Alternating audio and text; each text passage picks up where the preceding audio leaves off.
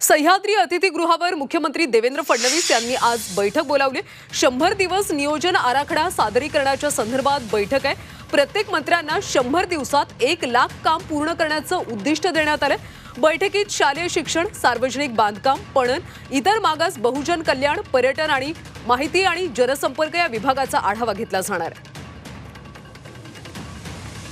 सविस्तर अपडेट्स घेऊयात आमचे प्रतिनिधी ओम देशमुख यांच्याकडून। ओम, आता मुख्यमंत्र्यांनी एक महत्त्वाची बैठक बोलावण्यात आली, नेमक्या काय काय सूचना बैठकीत दिल्या जातील?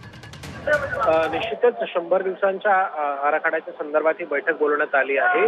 यामध्ये शालेय शिक्षण, सार्वजनिक बांधकाम, पणन व इतर महत्त्वाच्या विभागांचा आढावा जो काय मुख्यमंत्र्यांकडून घेतला जातोय। शालेय शिक्षण आणि पणन विभागाची बैठक जी आहे ती संपली आहे। पणन विभागाच्या बैठकीमध्ये मुख्यमंत्र्यांनी आढावाच्या स्वरूपात काही सूचना केलेल्या आहेत। सोयाबीन खरेदीच्या संदर्भात कायमस्वरूपी यंत्रणा उभारावी आणि यासाठी 100 दिवसांचा जो काही आराखडा आहे त्यामध्ये विशेष तरतूद असावी असं मुख्यमंत्र्यांनी म्हटले। शेतकऱ्यांच्या अनुषंगानं सोयाबीन खरेदी असेल किंवा इतर महत्त्वाचे मुद्दे असतील ते महत्त्वाचे मानले जातात।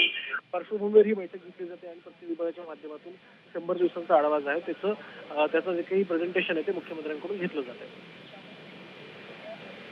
नक्कीच ओम, धन्यवाद या माहितीसाठी। तर 100 दिवसांच्या आराखड्यासंदर्भात फडणवीसांनी ही बैठक बोलावली होती आणि या बैठकीमध्ये यामध्ये फडणवीसांनी मंत्र्यांना मार्गदर्शन केले।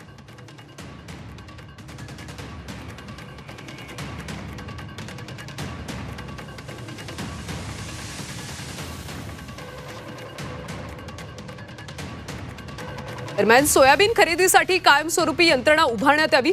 पणन विभागाच्या 100 दिवसाच्या आढावा बैठकीत मुख्यमंत्र्यांनी या सूचना दिल्या। सोयाबीन खरेदी अडथळ्याविना होण्यासाठी कायमस्वरूपी यंत्रणा उभारण्याच्या सूचना त्यांनी दिल्या।